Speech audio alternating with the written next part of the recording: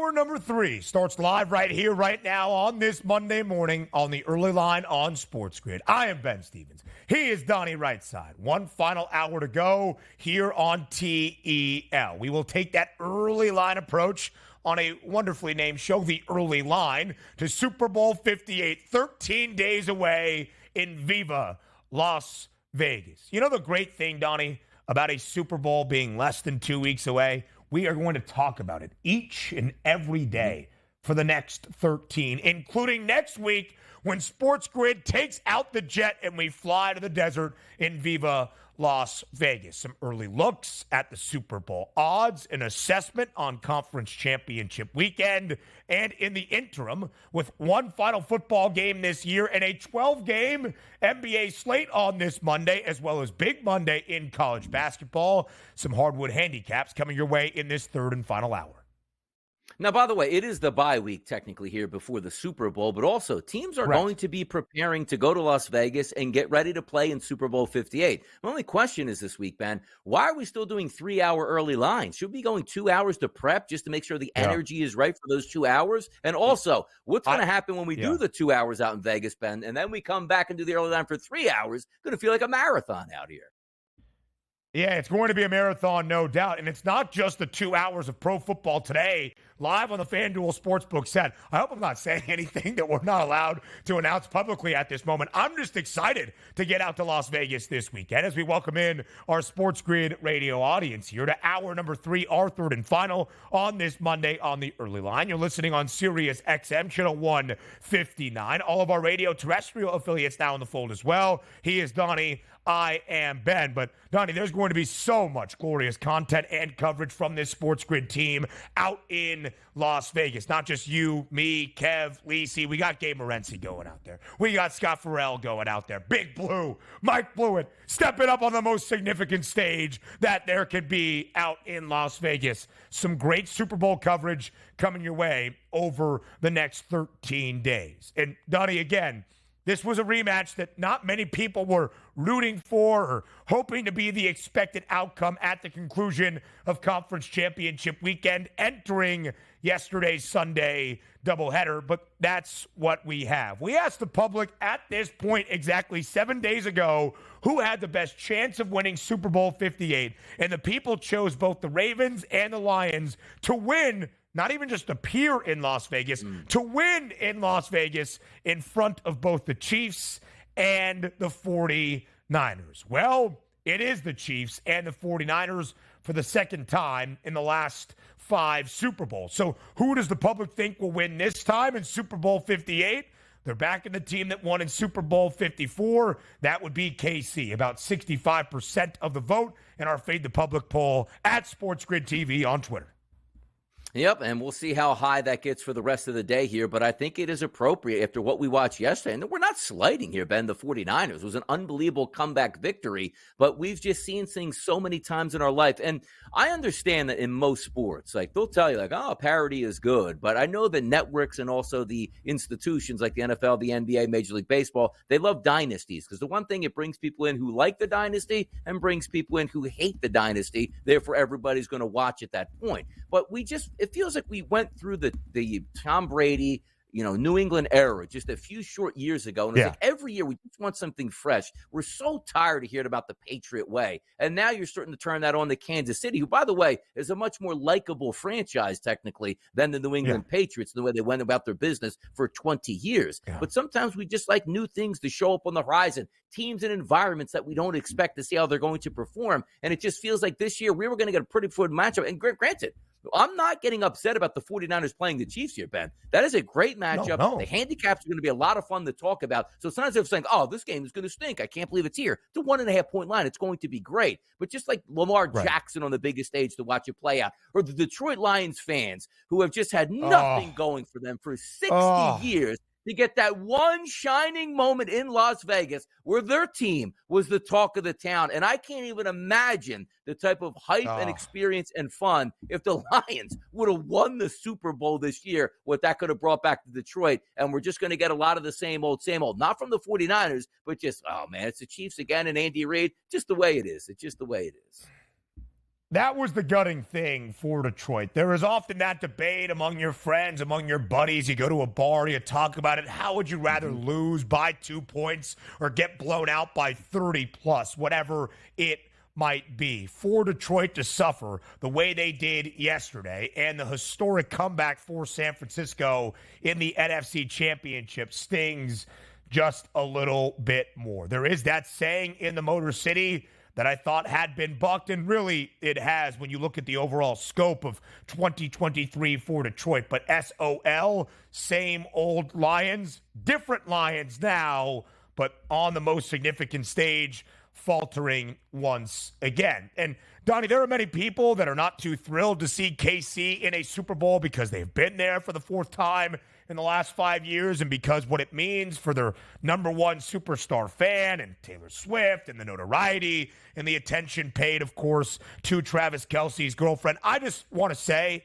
I have no issue with Taylor Swift. She is not the one pointing to the game broadcast cameras and saying, go to me, go to me, go to me, put me on live national television. Get mad at the broadcasters if you're going to turn your angst to anybody. It's all a part of growing the sport, and the numbers, by the way, reflect that, and I'm sure they will for the AFC Championship game on Sunday. For the game itself, it is. Look at the odds. It's going to be, if it follows the odds even closely, a fantastic Super Bowl. There are 18 cents of difference in the money line prices at this moment. The 49ers, the slight favorite, not only laying 1.5 points, but minus 118 money line. The Chiefs are even money, plus 100. This game is going to be as close as it really can be, Donnie, as the odds makers expect for Las Vegas in just 13 days.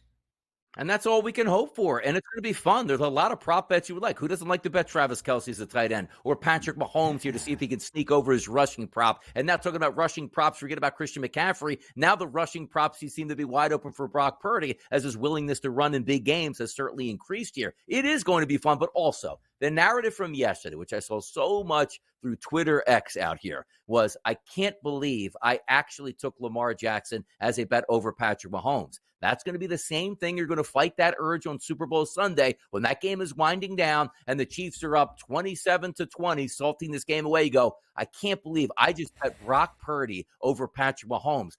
Trust me. You're feeling these vibes from yesterday. I'm trying to fight them here because I really do want to, number one, bet the 49ers and cheer the 49ers. But the issue is going to be, how many times, Ben, do you want to get punched in the face by Patrick Mahomes and punched in your wallet? I don't know if I can do that anymore. I just don't know. I'm up in the air right now. Who knows? I can tell you're battling your demons, my friend.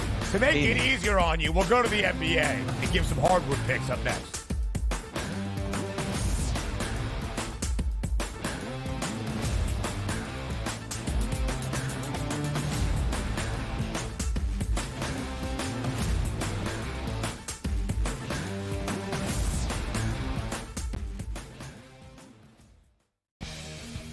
The Chargers have the 5th pick in the National Football League draft. There's a lot of different like roads that they could take with this pick. And for the record as well, there's a few sports books out there already that already have next year's Super Bowl numbers up. The Chargers are like 30-1. So there's a lot of work to do. Sports Rage Late Night, only on SportsGrid.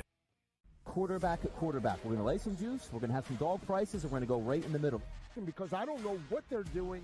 To me, they're in a complete rebuild, Kev. Go run. That's where overbackers on this 51.5 shot. So right now, we saw a little bit more over money, but it's hovering right around. The winner of this game will be the division favorite. I don't care if they win, because all we care about is the money, baby, the money. Pro Football Today. It's smarter to be on SportsGrid. This will not end well in Milwaukee. They will flame out. There will be problems, and we will see what happens of who's the next domino to go. Does Giannis just sign an extension, ask out after a year? Do they move on from Dame? Or do they start blowing up some of the other guys, Brook Lopez, Bobby Portis, so on and so forth? It'll be worth watching. Betting above the rim, only on SportsGrid. Got one of the best games of the year, Warren, on Sunday night, as the Chiefs are now headed back to a 6th championship game. An extremely fun, clean game, and then the hijinks ensue. And I thought it was just irresponsible for him to take that deep shot into the end zone. I talked a lot about it on X. I thought that they should have hit that underneath route to Diggs. He was wide open. It would have been easily a first down. Newswire, only on SportsGrid. He feels like he's got unfinished business, right? He won the national championship, did what he said he wanted to do going back to Ann Arbor. And, he coached, I think, with the Raiders as an assistant, and then got the job with the Niners, and then went to title games, went to Super Bowls, lost to his brother, and I think you're right, unfinished business, go back, try to win a Super Bowl. Pharrell Coast to Coast, only on SportsGrid. 73 points for Luka Doncic. Joel Embiid scored 70 and somebody beat him in the same week. That's incredible. In-game live, prime time, only on SportsGrid. SportsGrid, the only streaming sports betting network. Tips, info, and insights to up your IQ. It's smarter to be on SportsGrid.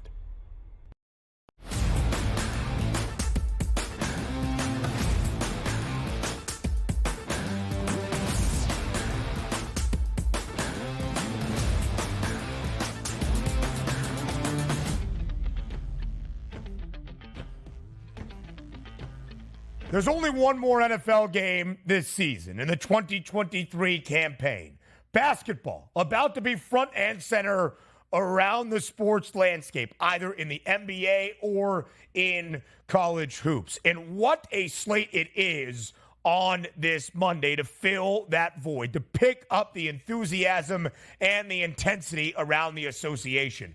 12 games in the NBA on this Monday night. That means 24 of the 30 clubs in the league will be on display. We've got marquee matchups up and down the board. We start with the marquee matchup out in Mile High. The reigning NBA champions, the Denver Nuggets, against a frontrunner for the NBA championship this year, the Milwaukee Bucks, who made a coaching change, shockingly, last week, letting go of Adrian Griffin to bring in Doc Rivers, who is expected, we think, to be on the sidelines for the first time, actually calling the shots tonight against the Denver Nuggets. A 4-point spread in favor of the Nugs, the over-under, 238 out in Mile High tonight. Yeah, I'll take the Denver Nuggets tonight. And also that 238, that were 239 and a half into the 240s. I'm actually thinking that could possibly get over the total as well. Two teams rested here. We just saw the Denver Nuggets here as we were matching up, saying to ourselves, hey, take a look at this. We're going to beat the Philadelphia 76ers without Maxey and or Embiid. I don't think they had too much of a tilt in that one. They still won but didn't cover. I think they get the win and the cover tonight, no doubt about it. When you look at the Milwaukee Bucks, Donnie, 2 of their 3 games without Adrian Griffin, they have won. Both of those games hit the over. Denver favored in 42 of 47 games so far this year. The Nuggets outright 32-15, tied for the most wins in the Western Conference alongside OKC and Minnesota, but one more game and one more loss. They are 17-23-2 against the spread as a favorite, but they have not covered in their last 5 games as a favorite. 5 straight unders for Denver. Milwaukee, this is just the 3rd game this year for the Bucks as a dog. They are 1-1 against the spread, but 0-2 outright. The last time the Bucks were a dog, about 2 weeks ago against the Cleveland Cavaliers, they lost that game by 40 points. This one expected to be more competitive. That 4-point spread in favor of the Nuggets, the over-under 238. Again, Nikola Jokic, 26 points, 16 rebounds, did play on Saturday night in the marquee matchup against the Joel Embiid-less Philadelphia 76ers. His points prop tonight, 27.5. On the other side, Giannis Antetokounmpo, 31 and a hook. Damian Lillard, 24.5. The same for the second option on Denver, 24.5 for Jamal Murray. Yeah, if I'm looking at a betting perspective, obviously we're going to look towards the superstars here. Is Lillard going to be able to keep cooking here? How about Giannis, who's been amazing since that coaching change, and rightfully so, because we feel like it was on him, so he has to play better and has been doing that. But Nikola Jokic, if I'm going to make a bet on this, it's probably going to be points and rebounds, Ben, as opposed to points, rebounds, and assists. You take a look at the last 2 games. Look, he had 7 assists in his last game, but before that, only 3. But look at the points here. 42, 31, 31, and then 26. And also the rebounds here. Most recently against the Philadelphia 76ers without Embiid, 16 rebounds. Give me points plus rebounds tonight for Nikola Jokic. And again, I do think the Denver Nuggets win this game at home. This is what they do. Plus 165, by the way, the triple-double prop for Nikola Jokic tonight to record at least 10, and all of those stat categories, points, rebounds, assists. I guess you could do it in blocks or steal, whatever it might be. Nikola Jokic, though, has remained pretty steady, DRS, when it comes to his assist prop. The odds makers are not really moving off the number of 9.5. The over, though, plus money now at plus 106. Meanwhile, Dame, to make 3 threes tonight, is minus 158. The volume always there. So in the Western Conference, 3 teams have 32 wins. Denver, Minnesota, and OKC. The Bucks, by the way, 32 and 14 as well. But because of win percentage, Minnesota and Oklahoma City tied for the top spot. That number 1 seed currently in the Western Conference picture. A showdown then in OKC tonight. A 2.5-point spread in favor of the Thunder as they get ready to host the T-Wolves. The over-under 224.5. Who will make a statement tonight in Oklahoma City to sit alone at the top of the Western Conference? I'm going to go Minnesota Timberwolves in this game, Ben, because, in the NBA, sometimes it's a matter of where you played and when you're going to play your next game. You take a look at OKC on the road against Detroit, took a loss. Now you got to fly back home, and you are a slight favorite taking on the Minnesota Timberwolves, who didn't have to play, I believe, in a back-to-back scenario. That's the way I'm going this one. SGA probably going to get his normal 30 points, no doubt in my mind, but just the rest advantage for me, going to be with the Timberwolves. I'll take them. 32.5, the points prop for Shai Gilgeous-Alexander tonight. Third best price to win that NBA MVP. Anthony Edwards at 27.5. A marquee matchup for both teams, for both young superstars. I think Ant goes over that prop of 27 and a hook as well. Both teams 32 and 14. The winner of tonight's game will sit alone atop the Western Conference. I think, and again, this is just kind of speculating on motivation and why Oklahoma City is a 12.5-point road favorite last night, lost in Detroit or yesterday afternoon and lost by 13. I really believe, Donnie, and I've said this a few times, it will be fascinating to follow the Western Conference odds for these teams, Oklahoma City and Minnesota, alongside the big guys out in the West, the teams we expect. Denver, Phoenix, the Clippers now the hottest team in the Western Conference. It's a plus 850 number for Minnesota. It's a 9-1 price for Oklahoma City. Both of those 2 teams behind Denver, LA, and Phoenix. I think Oklahoma City makes a statement at home. I'm going to lay the 2.5, 20 and 10 against the spread for the Thunder this year as the favored side. I mentioned the Clippers, the hottest team in the Western Conference. They have won 5 straight games. They bring that win streak into Cleveland tonight, laying 2 points against the Cavaliers, the over-under 225. When we had James Young on in the opening hour, or actually in our second hour, less than an hour ago, it was a 3-point spread in favor of the Clips, the market working back to Cleveland. Yeah, by the way, I think I like Cleveland in this game because we are talking about the Clippers, who I love the brand of basketball, Ben, that they're playing and absolutely red hot. But let's not forget about the only loss in basically, a month for the Cleveland Cavaliers has been to the Milwaukee Bucks, who they avenged that loss in their last game to pick up that victory here. I'll take the short dog price at home for the Cleveland Cavaliers. 2 equally hot teams coming in. I'll lean towards the home team here. They lost to Milwaukee on Wednesday, first game without Adrian Griffin, and then they upset Milwaukee as a 5.5-point dog inside the Pfizer Forum on Friday night. To Donnie's point, Cleveland has won 9 of 11 games in January, 9 of their last 10, and they have covered in 7 of those 9 victories, including outright as a dog a few times. I think I agree with the market where it stands, working back to the Cavs. Celtics and the Pels tonight in Boston. The Celtics booked as an 8 8.5-point favorite. The over-under 234.5. It was the Clippers going to Beantown over the weekend to hand the Celtics just their second home loss of the season. I don't think it's two straight tonight. No, I don't think it is either. And you're also talking about one of the best teams in the NBA and maybe the best team at home in the NBA. Didn't play in the last game. There was Kristaps Porzingis. He is listed in the anticipated starting lineup tonight. So that's certainly something to watch. If Porzingis is playing, I do think the Celtics will win and go away. But also, you talk about that poor performance against the Clippers. You always want to get back out there. Yeah. You also get a team that plays with a little bit of tempo here in the Pelicans. I think we get an over in this game, but I need to see if Porzingis is playing or not if I'm going to take the Celtics a little bit later today. 22 games at home inside TD Garden for the C's. Again, 20-2 straight up. They've been booked as the favorite in every single home game, 13-9 against the spread. The Pels are one of the better underdog teams around the association. In fact, one of 3 teams that have a winning record outright when booked as an underdog: OKC, Indiana, and the Pels. They are 11-10 straight up when booked as an underdog, but it's a larger spread tonight, an 8.5-point number. We'll get to some more handicaps around the hardwood from the prop perspective with Tom Vecchio in our next segment up here live on the early line on this Monday. Stay tuned. We'll be back on the SportsGrid Network in just a few.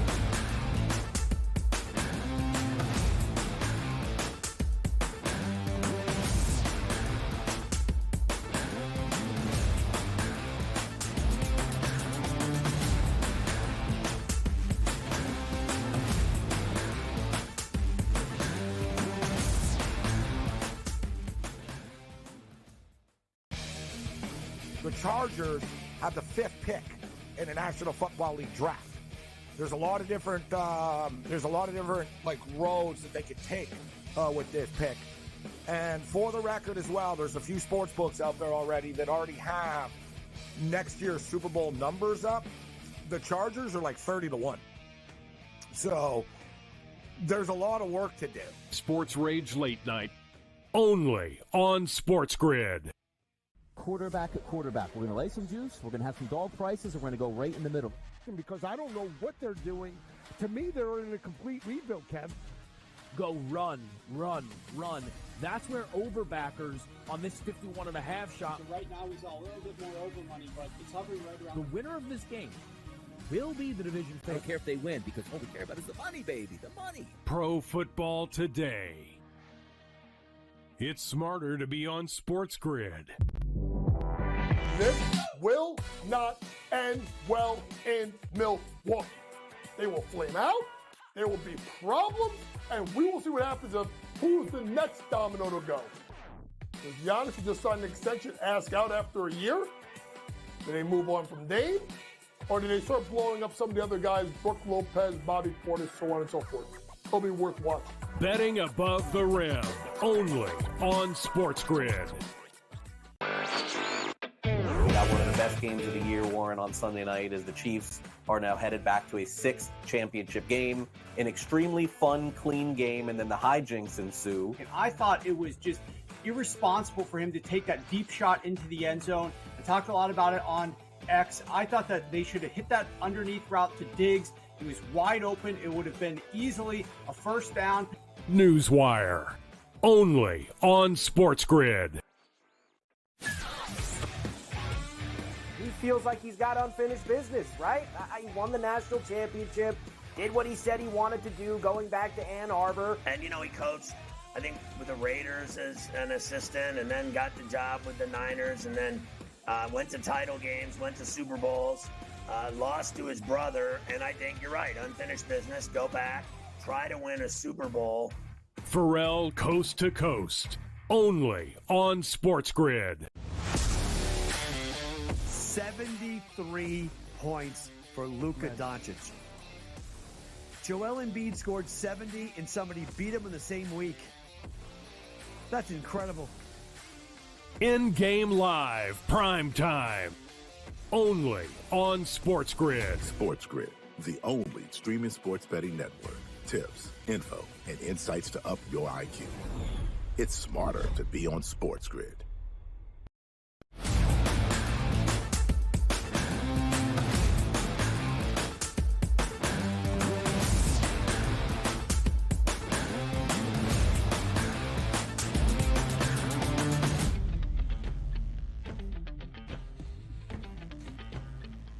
The Prop Perspective live on this Monday on the early line on SportsGrid. It's Ben, it's Donnie. The man in the middle is Tom Vecchio from FanDuel, the jack of all trades, to look back on Conference Championship Sunday in the NFL. The early forecast, if we can get ahead of the props for Super Bowl 58, 13 days away in Las Vegas. And he's the jack of all trades for a reason. A huge Monday night in the association. We're coming up on the All-Star break in the NHL as well. So, Vecchio, thank you for being here bright and early on this Monday. Yeah, thanks for having me. Two really good games yesterday. I think we are in for an awesome matchup. The one note that I will make is do not look at the box score from the Super Bowl when these teams played a couple years ago. None of that matters for this upcoming game. Do not have any type of bias when looking at player production in that game. Two completely different teams. Take things as they are right now. I think that is very well said. The 2019 NFL season, very different than this year in 2023. The Chiefs are a different team. That year, they were top 2 in the league in scoring offense. This year, they rank outside the top 10. And yet, Kansas City, for a fourth time in the last 5 years, is going to play for a Lombardi trophy. Vecchio, throughout this year, we expected Patrick Mahomes to pick it up. He really did not offensively. Travis Kelce, for the final month and a half of the regular season, did not look like his former self.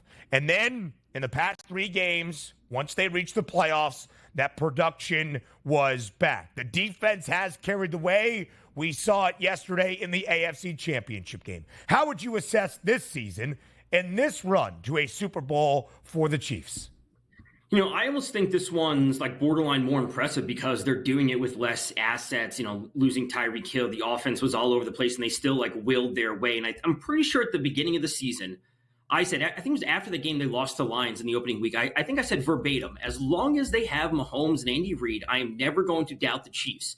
And that's what happened. That's what we saw throughout the regular season. They're going to have some ups and downs. It's a new offense. They got to get things sorted with some younger players, but they're here, and that's ultimately what matters. So tough time going against the Chiefs if you are in the playoffs at any point of these last few seasons.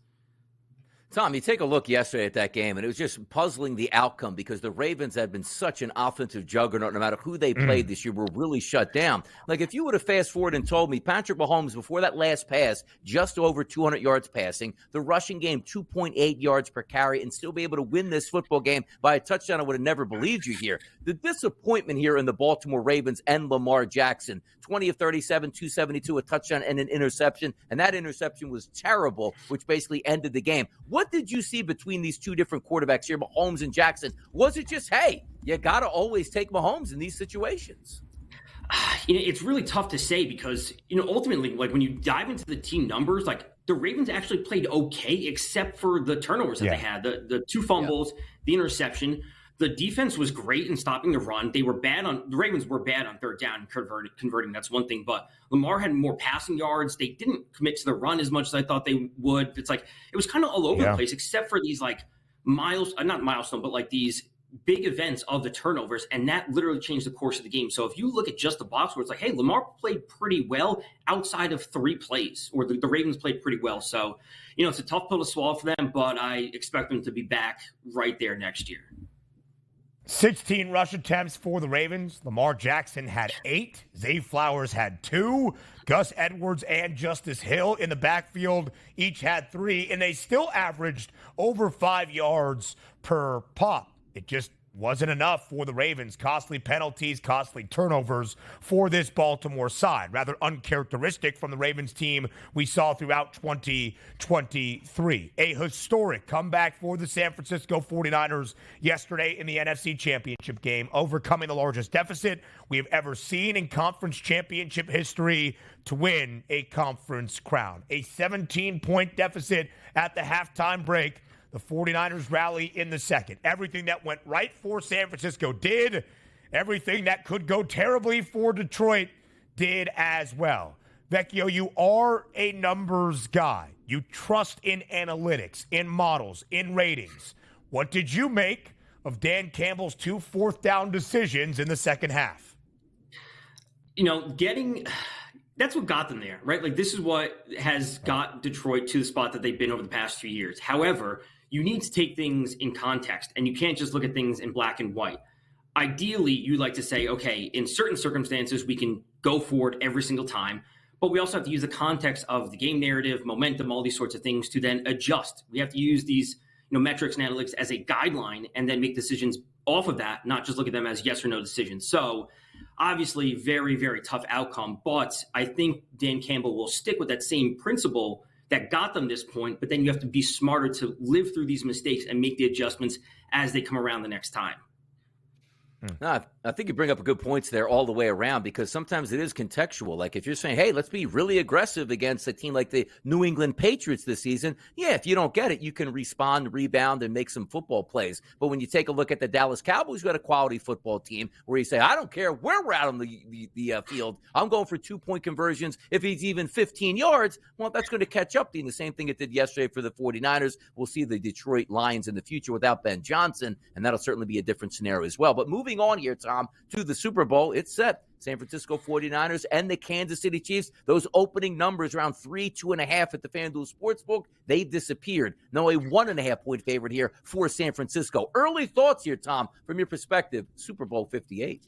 My initial takeaway would be to not bet the over-under. The game's going to start super scripted, as we always see, and then bet live overs. That's going to be my favorite spot. Also, my favorite prop of the entire Super Bowl is, will the first kickoff be a touchback? The answer is yes. Now, these numbers, it's going to be super juicy. It's going to be like minus 250, minus 300. I still think it has value. These teams are not going to put anything into play, anything random into play to start the game.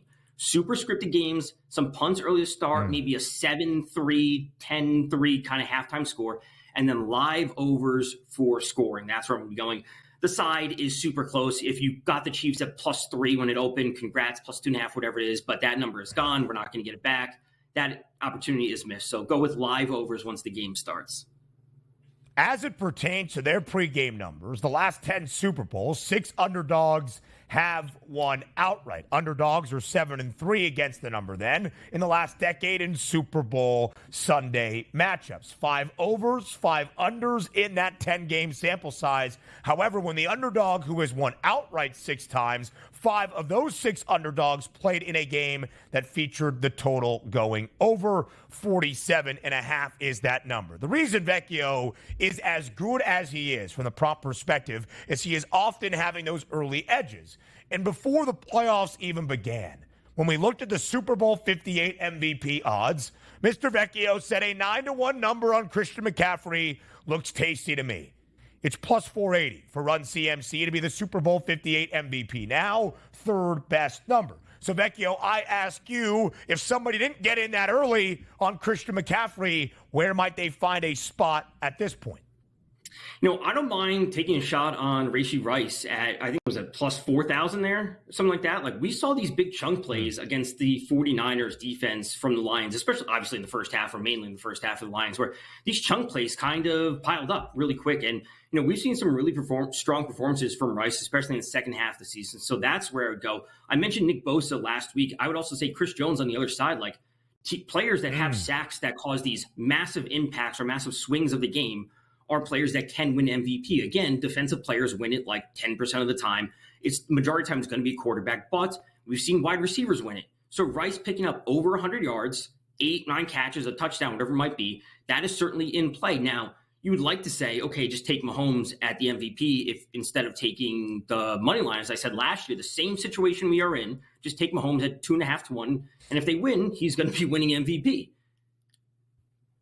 Good old Rashee Rice yesterday for me, Tom Vecchio. Asked me how he had 8 catches, but didn't get his 60.5 receiving yards. I'll never know, but that's just the way the day went for me. We'll wait for Super Bowl 58. It's on tap roughly 2 weeks away, but the one thing not holding back is tonight's NBA card. It's fantastic. It's a loaded deck. We'll start with the Milwaukee Bucks and the Denver Nuggets. Opening line at the FanDuel Sportsbook, a 4.5-point favorite here for those Denver Nuggets. That's now down to 4, a total now listed at 238 even as those updated numbers. Give us a look tonight here in this big-time matchup between the Bucks and the Nuggets. Well, Doc Rivers is expected to make his debut for the Bucks.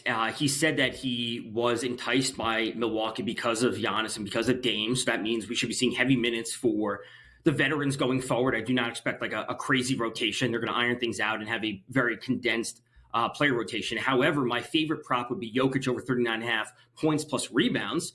Denver's 30th in the league in offensive pace. The Bucs are sitting up at 3rd. So we are going to see plenty of opportunities for Denver, a team that can be incredibly efficient on offense. And when you give extra chances for Jokic, this is a player that can pile up 30 points, 35 points, in a blink of an eye. So him piling up some rebounds is not a surprise to me. So minus 120, a little bit of juice there, but I certainly like that spot tonight. A 12-game NBA slate, marquee matchups up and down the board. Vecchio, we see the rest of the top props for this Monday. Take us through the final two as well. Chet Holmgren, under 6.5 rebounds. You look at his recent game log, 12 rebounds against the Pistons, 13 against the Pelicans, 9 against the Spurs, 10 against Portland. Those are some bad teams. Tonight he's going up against Minnesota with Rudy Gobert and Karl-Anthony Towns, a team that's in the top 5 of the league for the fewest rebounds allowed per game to their opponents. So while Holmgren's been solid this year, this is not the matchup for him. Take him when he plays the Wizards or whoever it might be. And then with Tatum over 8.5, Porzingis, Horford, and even Luke Kornet are all listed as questionable/doubtful for tonight. So if they're missing a big man, he's going to need to step up over 8.5. He's already averaging 8.4 in the year. So Tatum over 8.5 rebounds tonight. Tom Vecchio, the jack of all trades, getting you set for a huge Monday in the NBA and some early thoughts on Super Bowl 58. Vecchio, as always, we appreciate the time. We look back on Conference Championship Sunday and for the Super Bowl Sunday next.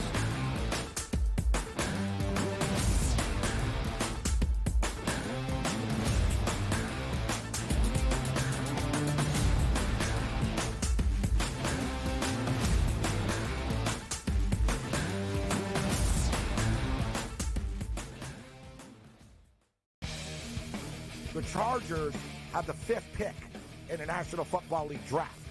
There's a lot of different roads that they could take with this pick.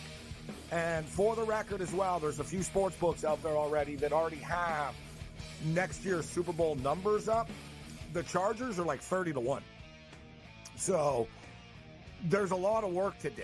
Sports Rage Late Night, only on SportsGrid. Quarterback at quarterback. We're going to lay some juice. We're going to have some dog prices, and we're going to go right in the middle. Because I don't know what they're doing. To me, they're in a complete rebuild, Kev. Go run. That's where overbackers on this 51.5 shot. So right now he's all a little bit more over money, but it's hovering right around. The winner of this game will be the division favorite. I don't care if they win, because all we care about is the money, baby. The money. Pro Football Today. It's smarter to be on SportsGrid. This will not end well in Milwaukee. They will flame out. There will be problems, and we will see what happens of who's the next domino to go. Does Giannis, who just signed an extension, ask out after a year? Do they move on from Dame? Or do they start blowing up some of the other guys, Brook Lopez, Bobby Portis, so on and so forth? It'll be worth watching. Betting above the rim, only on SportsGrid. Got one of the best games of the year, Warren, on Sunday night as the Chiefs are now headed back to a 6th championship game. An extremely fun, clean game, and then the hijinks ensue. And I thought it was just irresponsible for him to take that deep shot into the end zone. I talked a lot about it on X. I thought that they should have hit that underneath route to Diggs. He was wide open. It would have been easily a first down. Newswire, only on SportsGrid. He feels like he's got unfinished business, right? He won the national championship, did what he said he wanted to do, going back to Ann Arbor. And, he coached, I think, with the Raiders as an assistant, and then got the job with the Niners, and then went to title games, went to Super Bowls, lost to his brother, and I think you're right, unfinished business, go back, try to win a Super Bowl. Pharrell Coast to Coast, only on SportsGrid. 73 points for Luka Doncic. Joel Embiid scored 70 and somebody beat him in the same week. That's incredible. In-game live, prime time, only on SportsGrid. SportsGrid, the only streaming sports betting network. Tips, info, and insights to up your IQ. It's smarter to be on SportsGrid.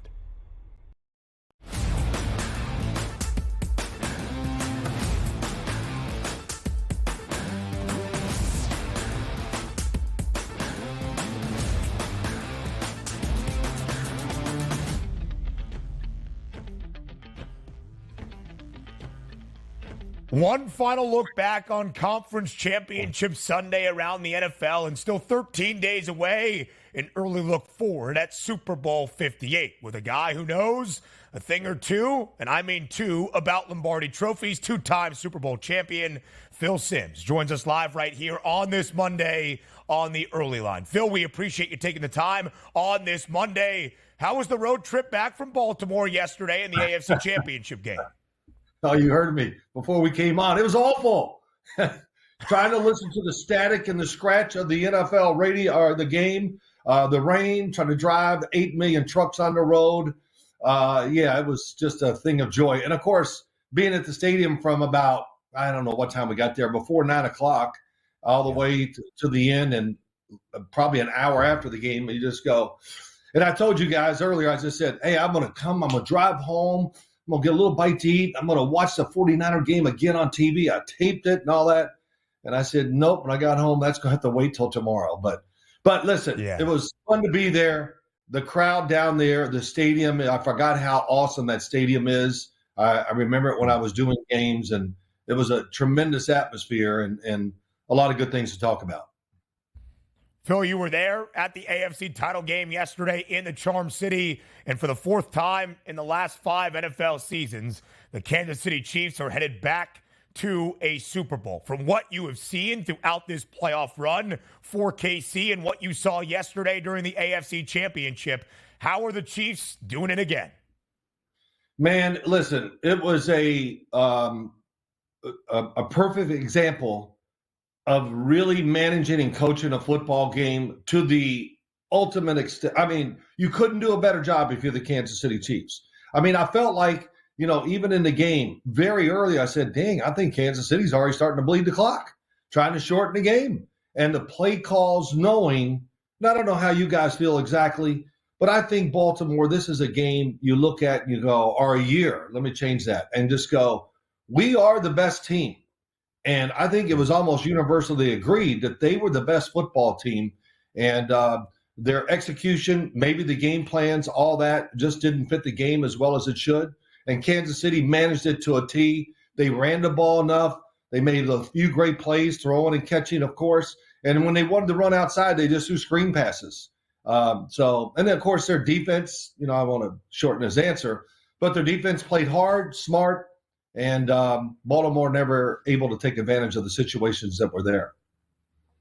Sometimes, Phil, just so simple, win the turnover battle. And sometimes you win it by 1, you get lucky, win it by 2. They won it by 3 yesterday, the Kansas City Chiefs. And you're right, the second half, the Chiefs didn't even score a single offensive point, a single point at all in the second half. We're still able to come away with a 7-point victory. When you lined up those two quarterbacks, Phil, I was so excited to see Lamar Jackson in this spot, almost like that coronation moment, take down Mahomes, head to the Super Bowl, put all those naysayers aside. And I just found myself looking at this football game to go like, Mahomes is one of the best to ever do it. And in these big-time situations, it seems like he always has the edge here, Phil. Well, here's what it was for Mahomes. Just look at the numbers there. He was managing the game himself along with the coaches. And very careful decision maker. I'm trying to think of the game, and did he ever throw a pass and we went, oh, maybe that could have been intercepted? He knew what was going, especially once they got the lead, he understood even more how to manage the game. And that's, let me tell you, that's a big part of being a quarterback in the NFL. People always, that means you're not a good player and all that BS. But he did a terrific job. And I thought the coaches in the second half, they were willing just to run whatever, real safe passes, and not even worried about just to use the clock and keep the pressure on the Baltimore Ravens. And they did that. And the game plan, Matt Nagy and Andy Reid, listen, I've been hitting on Matt Nagy for a long time, and not in a positive way, but I know he was part of that game plan yesterday. So what a job by them. And understanding this, they were not the better team. And I don't know how you guys feel, but they were not the better team, but they managed the game in a way that gave them such a good chance to win.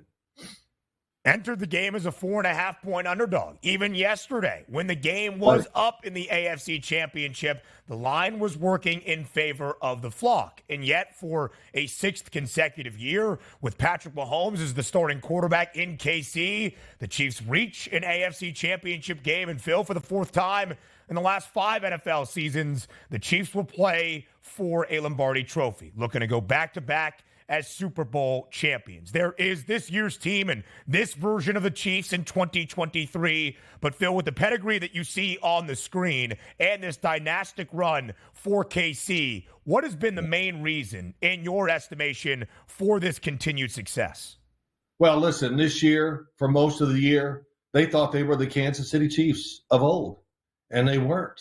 They tried to be explosive. Patrick Mahomes moving everywhere. We're going to make a big play. Got to get down the field. Oh, they're dropping passes. And then they finally realized, and it took a long time, at the end of the year, that they had to change the way they play. And they showed that yesterday. The play calls, trying to protect their tackles. Look, they're not going to be, they don't have Tyreek Hill and that great receiving group anymore. And so they did change, and they managed that game yesterday. It was tremendous. Listen, if they'd have went into let's just pass and attack and let's be, explosive and all that, they would have got run over. The pass rush was going to get there. Baltimore's defense at every level is very good. And so Patrick Mahomes, for the whole team, I give them great credit for making a little change. Late in the year, we saw it against the Dolphins. We saw it in the last game they played the starters in the year, and we saw it big time against the Baltimore Ravens because they realized this. That was the only way they were going to win. And as I stood on the sideline and with all the guys at ex-players, JJ, Nate, Boomer, everything, Bill Cowher, we just looked at them and go, wow, Baltimore, physically, and watching it from the sidelines we did, they were physically the better team. But they couldn't make the plays when they counted, and they had lots of chances. They just didn't get it done. Yeah. Talk about those narratives with Lamar Jackson, but also for Patrick Mahomes. Feels like, hey, well, he's never won a playoff game on the road. Goes into Buffalo, one of the toughest environments you can play in the playoffs, and then goes into Baltimore, and that place was charged up and ready to explode yesterday, and they kept that crowd at bay for most of that football game. Impressive performance nonetheless, but we switch it over to the NFC Championship game last night. 34-31 final. My goodness, this game had everything. The Detroit Lions feel shot out of a cannon in the first half with a 17-point lead and saw it slip away in the second half. Some questionable coaching decision, but even more questionable play out of the Detroit Lions. Just had to make a play or two, Phil. They will be moving on to the Super Bowl. They weren't able to do so. Yeah, listen, and I don't believe this. You don't have to, make decisions and play a certain way because that's all you were during the year. Well, we go for it on fourth down 30-some% of the time, which when I hear those numbers, I go, that's amazing. But doesn't mean you have to do it in a championship game. The circumstances are different. And I'm not a second guesser. I really never second guess. I have an opinion before it happens, and then I go with it. Like yesterday, Kansas City, 4th and 1. They go that run play. We were blatantly, don't do it, kick the field goal. This game is rough and tough. You need the points. And I thought the fourth down decision when it was 24-10, again, immediately I said, kick the field goal. It's 3 scores. There's a big difference between being down 2 scores and 3 just mentally. And to me, that was just a really bad decision. And I know it could have been caught, could have been a better throw, all that. But I'm going back to the decision that was made by Dan Campbell.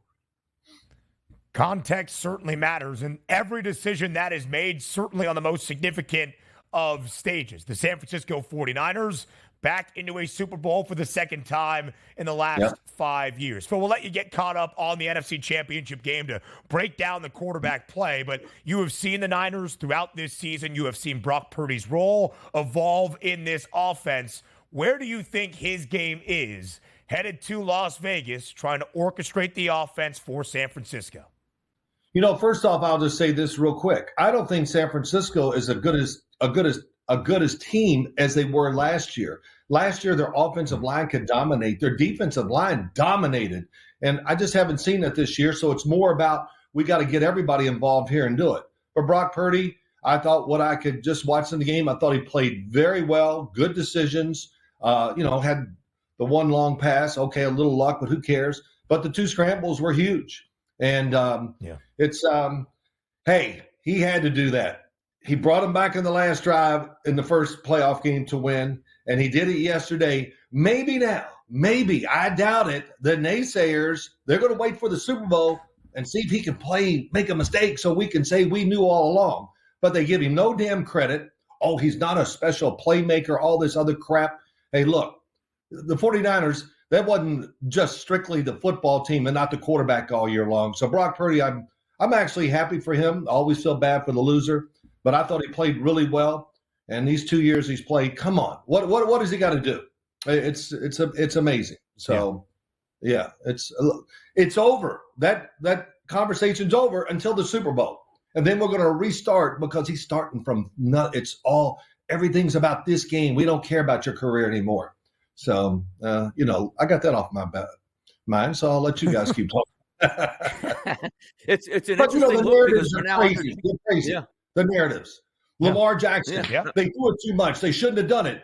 Hey, if they'd have ran the ball a lot and lost the game, well, they didn't put the ball in the hands of Lamar Jackson. So we got the answer. We'll just wait until the contest is over, and then I'll be right. That's what I hear on TV, and it drives me crazy. Armchair quarterback from a Pro Bowl quarterback and two-time Super Bowl champion there in Phil Simms. Let's move it forward to the Super Bowl. The early looks are out there. Brock Purdy's going to line up against Patrick Mahomes. The line currently here at the FanDuel Sportsbook, only -1.5 as a favorite towards San Francisco. What are your thoughts on this Super Bowl approaching in under 2 weeks now? Well, this will be interesting. I think the 49ers, the pass rush hasn't been as good, and I think they don't do a lot in pass coverage defense. And I think that's a big favor in big favor of the Kansas City Chiefs. When they have played, Kansas City's had great results on throwing the football down the field and things like that. And so, I think it is about the Kansas City offensive line, little suspect. Yesterday we saw that. That's why the Kansas City managed the game and stayed with the run and saved passes and all that. So this is going to be interesting that way to see if they can get to Patrick Mahomes and see if they can cover these guys down the field, which they haven't in the past when they played Kansas City. I think that's a great matchup to pay attention to here early on. 13 days until Super Bowl Sunday in Las Vegas. You can bet we will discuss and break down the game each and every day for the next 2 weeks. Phil, will we see you out there in Las Vegas? Donnie and I are headed out this weekend. We'll be right there on Radio Row. I will probably be over at Radio Row. Yes, I'm going out there on Sunday. I heard what you said there. I'm going to talk about the championship games for at least 3 or 4 days before I start going the other way about the Super Bowl. So, but yeah, it's going to be a lot to talk about. I will be out there in Radio Row. And, of course, CBS, we're doing the game. We're excited about it. And as I heard a couple people on the side, as we were leaving, and they go, "Oh, we're so lucky." And I said, "Well, why is CBS lucky?" They go, "Well, we got Taylor Swift." And I went, "Oh my gosh." Okay. Phil, you were speaking as the shot went to Taylor Swift and Travis Kelce on the on-field celebrations. A huge amount of social media notoriety for Phil Simms' voice yesterday. I just wanted to throw that out there for you. We appreciate the time, as always. A best bet. Okay.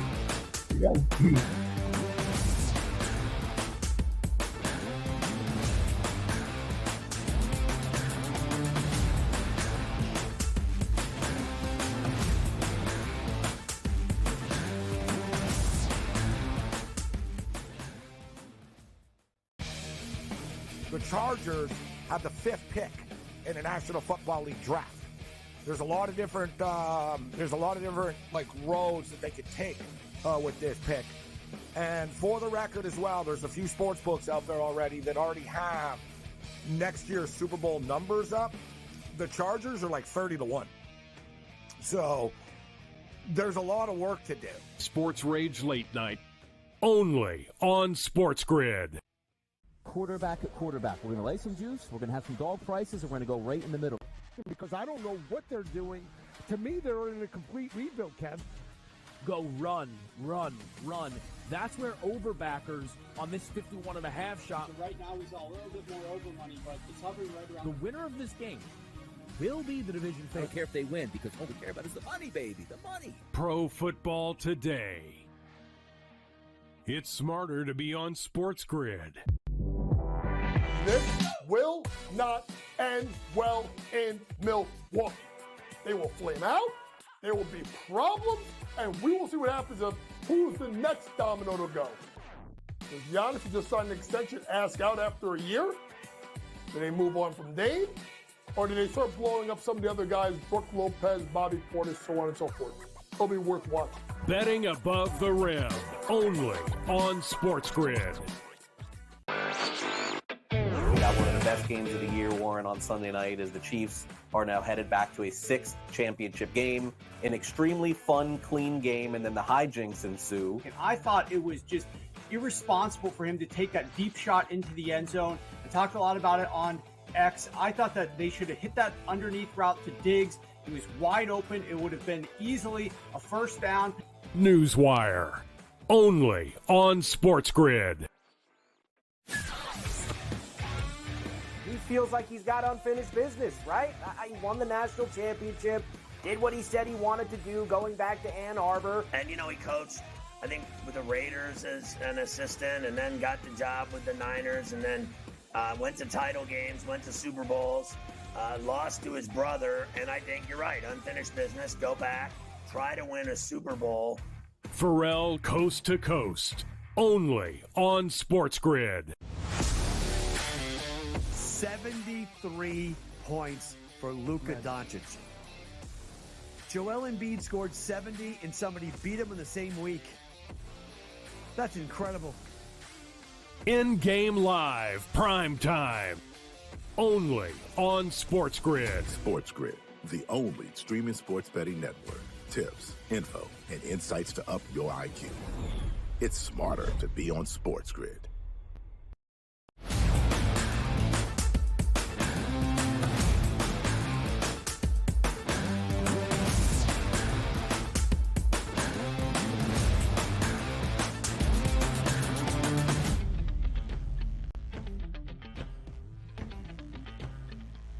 Rounding out our 3 hours together, live right here on this Monday on the early line on SportsGrid. I am Ben Stevens. He is Donnie Rightside, and this is the SportsGrid app, the ultimate sports betting companion app available for download at both the Apple and the Play Store. Scan that QR code right there on your screen. All of our information and insight available in the palm of your hand. That includes 5-star plays. Those are known as best bets, and so are these. It is a huge night of hoops in the college ranks and in the NBA, a 12-game slate around the association.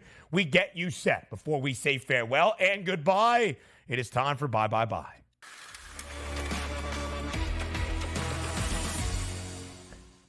What do we like on this Monday night, Donnie? Yeah, you know what? We're going to venture into the NBA. We're going to head down to South Beach, a game between the Phoenix Suns and the Miami Heat. Now, you saw yesterday the Phoenix Suns getting splashed by the Orlando Magic. But you know what? All 3 of the big 3 played yesterday. I don't know if that's going to be the case tonight. So this early in the morning before 11 a.m., I'm going to take the dogs here at the FanDuel Sportsbook at plus 3.5 on the Miami Heat, who haven't been playing great basketball by any stretch, but I think the spot is very good. That South Beach flu might kick in. Maybe the guys took a little bit of time and some efforts to hit up Club Live, hang out on South Beach, Fontainebleau, and I think maybe at least one of those big 3 doesn't play. Give me the 3.5 points with the Heat tonight. Sounds like Donnie Rightside knows the nightlife scene pretty well down there in South Beach. You can expect to see him up and down the strip in Las Vegas next week for the entirety of the week. No 4 p.m. bedtimes for DRS. I go top 25 tilt in Austin between Texas and Houston. Houston at home on Saturday blew out K-State. Texas was on the road in Provo. They lost by double digits. This is a bad spot for the Cougs. Short turnaround on the road. Big Monday on the road. Plus 5.5 for Texas would be my look. But Dylan DeSue for Texas over 5.5 rebounds. He's Donnie. I'm Ben. We'll talk to you tomorrow, 8 a.m. Eastern time on a Tuesday here on the Early Line.